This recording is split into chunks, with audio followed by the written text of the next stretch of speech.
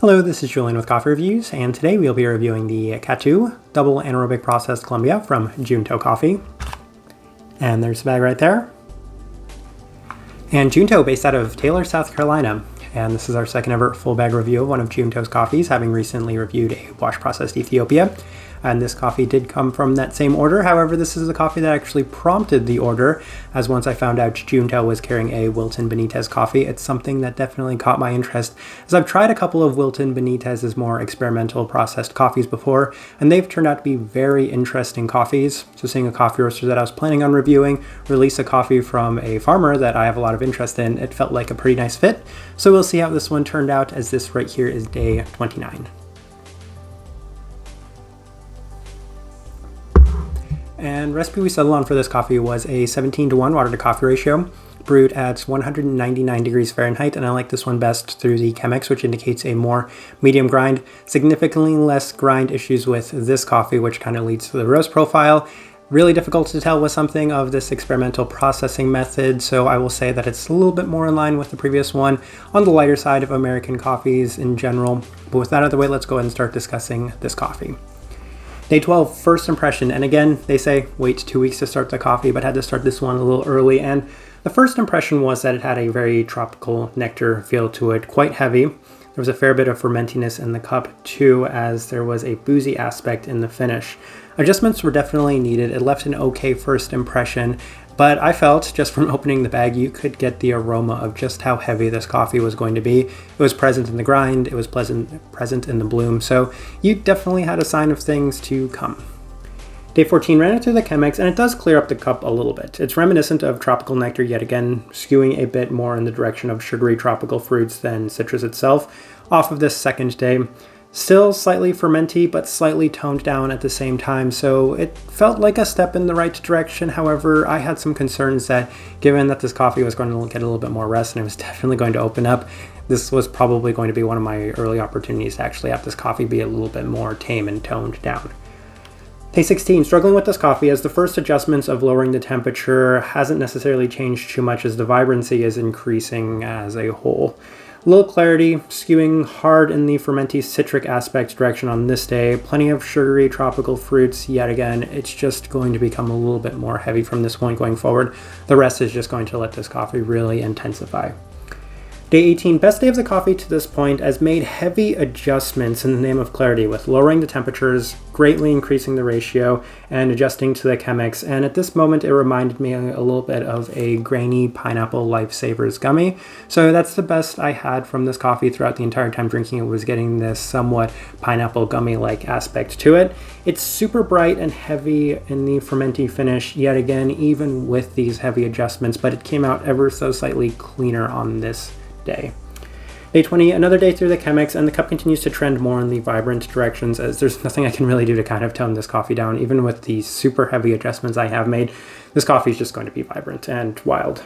Sugary tropical fruit components yet again, still a distinct lack of clarity with heavy fermentation, more lasting booziness too. I'm continuing to see that increase even with this coffee being toned down. So it was just basically a sign of things to come. This is the processing method, this is the origin, this is kind of what you should be expecting. Day 22, attempted a cup with the V60 with the same sort of recipe, lower concentration, lower temps, and it still continues to intensify even with a more toned down recipe. Even the adjustments, the cup continues to have a very strong fermented tropical acidity. It's pretty heavy and overbearing overall, and it's just continuing to increase in this direction. So not necessarily my favorite day. I couldn't continue this coffee with the V60. Went back to the Chemex, as the Chemex does seem to clear it up ever so slightly.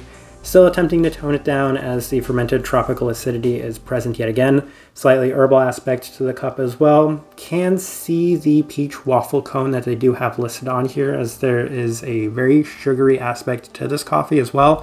It's there, but given just how much of the fermenty aspects you're experiencing in this coffee, it's not quite as prominent as it potentially could be. Day 26, have the cup about as toned down as possible, as it is feeling a little bit more light, but still intensely heavy on the intense fermented tropical sweetness. Still plenty of lasting booziness in the cup with the lead pineapple. That's probably been the thing, this really citric pineapple. When I could get it at its best, it did remind me of pineapple gummies, but for the most part, it was just kind of a fermented pineapple. All right, let's go ahead and put up the tasting wheel so you can see what we're getting. All right, 3, level 5. So let's go through those real quick. The finish, level 5. Yeah, that's pretty standard and common at this point, especially with experimental processed Colombian coffees. They tend to have those very long-lasting finishes, so that's definitely there. The acidity, yeah, I don't think I've touched on that too much, but this coffee has a very wild and strong acidity to it, and it's one of the more acidic coffees I think I've had. I'm not necessarily as big a fan of the acidity as a lot of others, so that's not necessarily my favorite aspect of this coffee. Very intense, very strong in it. Citrus fruit, level 5. I've mentioned that the kind of lead in this coffee for me is a very strong pineapple, oftentimes a fermented pineapple. Sometimes you can get a sweeter, more clean pineapple, but for the most part, it's very citrus forward. And then the stone fruit, which I've kind of hinted at, maybe the more sugary stone fruits are a little bit more present. I'm thinking it's oftentimes more of a funky fermented mango as well, as opposed to the peach that they have listed on here. I could see the peach sometimes, a little bit more of an artificial peach as opposed to a fresh peach. But stone fruits are definitely the second most pronounced fruit characteristic in this cup. I still have the berry fruit kind of high at a moderate level 3 because I'm still getting some kind of grapey aspects to it, some kind of darker berry aspects in this cup as well. Basically, I think of the tropical fruit salad or just a fruit salad in general. Let's see what else is worth discussing. Sweetness, level 4. Yeah, it's still a very sweet cup of coffee, but I think that's kind of the issue I'm having on the trade-off here, is that it's not quite as sweet as it is acidic. And even then, I'm not necessarily the biggest fan of the sweetness that is coming from this coffee, but it is still a pretty sweet cup of coffee. I feel like it's definitely justified there at that level 4 mark. Body, level 2, that can be attributed to the fact that by the end I settled on a recipe that was very light for a body, Chemex, and lower concentration. So yeah, on the lighter side of the body there. And then the cleanliness, of course, which I don't want to discuss, but we'll discuss it. The level 1, the double anaerobic processing, I think even the regular anaerobic processing oftentimes can strip away most of the clarity. And this one right here, there's not a whole lot of clarity. You're getting all things. You're getting the funkiness, and you're getting the booziness, and you're getting the heaviness. So as a result, there's not a whole lot of clarity in this cup. So that right there is at the level 1. For the most part, though, I pretty much agree with the way that this tasting wheel looks. This coffee skews very heavy in certain directions, and that's pretty much what I was experiencing from this coffee. All right, so my overall thoughts and impressions of this coffee, it's not going to come as a surprise that this one wasn't necessarily my favorite, and that's the trade-off you get with experimental processed Colombian coffees. For every Lady Bermudez, you get something that lacks the clarity and skews a little too heavy in the intense directions that doesn't give it a specific direction that you were looking for. That's the case with this one. I am not necessarily the biggest fan of experimental processed Colombian coffees. I've said before that they're probably my least favorite coffees. But given I had such positive experiences with previous Wilton Benitez coffees, I had optimism going into this one since it sounded like a very interesting coffee. It would be my type of coffee, but obviously the lack of clarity is going to be a massive sticking point to me on this one.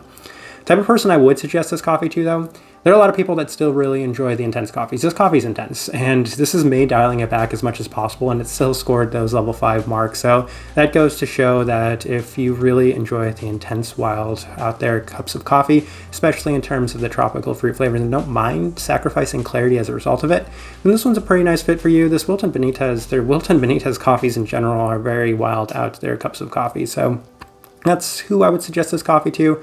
Keep all of those things in mind, but for the most part, I think I will leave this review at that. If you by chance had an opportunity to try this coffee, we'd love to know your thoughts and impressions of it as well. If you're enjoying the content, give this video a like, subscribe if you're not already subscribed.